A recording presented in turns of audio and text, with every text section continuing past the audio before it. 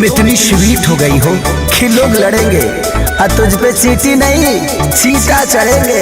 बाप रे बाप जमानत चौक करबो कहां ब्यास। बाप रे बाप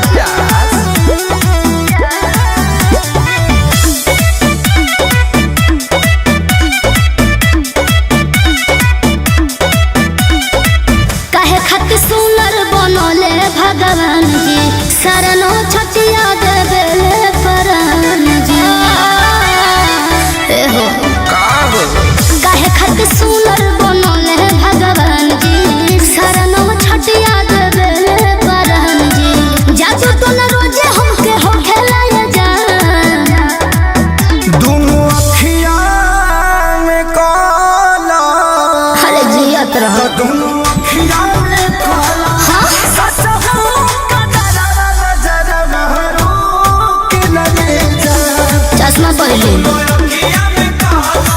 हाँ ससुर का डरा नजर महरो के लगे जा।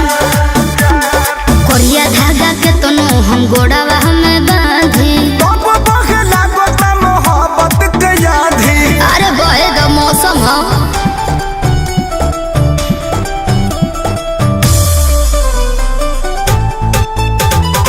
Music by Arya Sharma.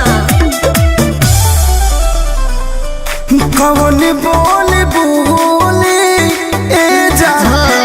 लफुआवन के टोले ए जान कहीं आइल गइल छोड़ के हम घर रही का। कितना काओ डर डर के जिया बे हमर पगली कहीं का। रहिया चले दोनों गोटो के लय जान। दोनों अखियां में काला। तो दोनों अखियां में काला। ससुर का डरा नजर महरो के लगे जा। दोनों अखियां में काला। ससुर का डरा नजर महरो के लगे जा। जिया दोनों अखियां में काला के लगे जा।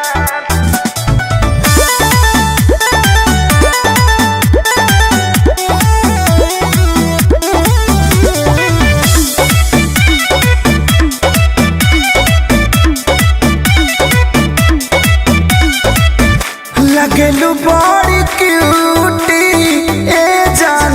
जुलुम कैलस ब्यूटी ए जान। गजरा गजरा नहीं लागल होठल लिए बात जान। कहबो काओ देखिए के लोग के बुरा होली बारी जान। बाप रे बाप अखिलेश के सारे ताल ठोक लय जान। दोनों अखियां में काला। हाँ दोनों अखियां में काला। ससुर का डरा अरे जिया ब्यास के लगे जा। बाप रे बाप दोनों अखियां में काला। ससुर का डरा नजर महरो के लगे जा। हंसत तारू मैं लगन मगन कके ध देलू।